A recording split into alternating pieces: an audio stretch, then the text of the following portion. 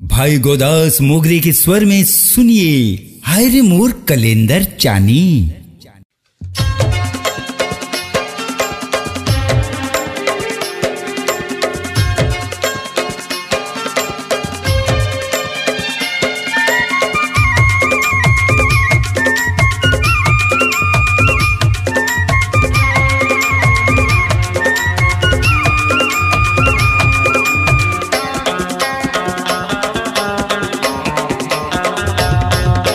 शाहपुर थाना तहसील से पूरा जिला डिंडोरी के मैं हाँ वो भाई।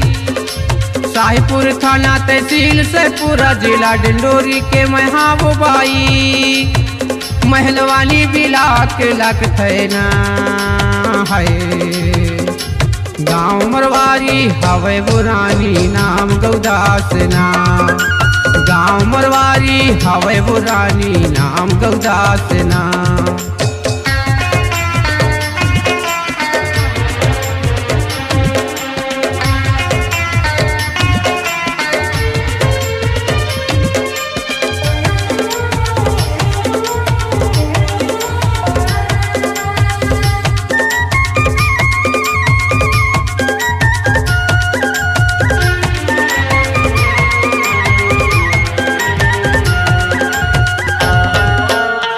Mandla bus stand Dindori Gayatri music दुकान वो गायत्री म्यूजिक दुकान वो आनी मानी के गाना बजाते राजू भैया नाम हो।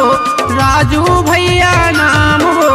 छत्तीसगढ़िया सबले बढ़िया छत्तीसगढ़िया सबले बढ़िया लेके हवे ओखर बोर्ड माँ। गाँव मरवारी हवे बुरानी नाम गौदास ना। गाँव मरवारी हवे बुरानी नाम गौदास ना।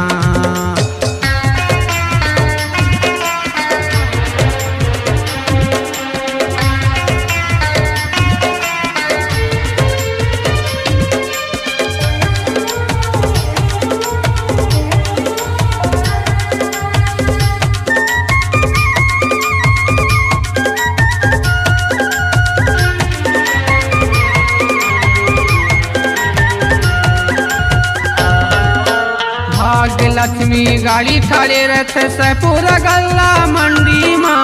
सहपुर गल्ला मंडी माँ लहर लहर लहरावा थे आगे दुर्गा माँ के झंडा ना। दुर्गा माँ के झंडा ना। 4 बजे हा गाड़ी निकलते 4 बजे हा गाड़ी निकलते चमन परस्ते चलैया ना। गाँव मरवारी हवे बुरानी नाम गौदास ना। गाँव मरवारी हवे बुरानी नाम गौदास ना।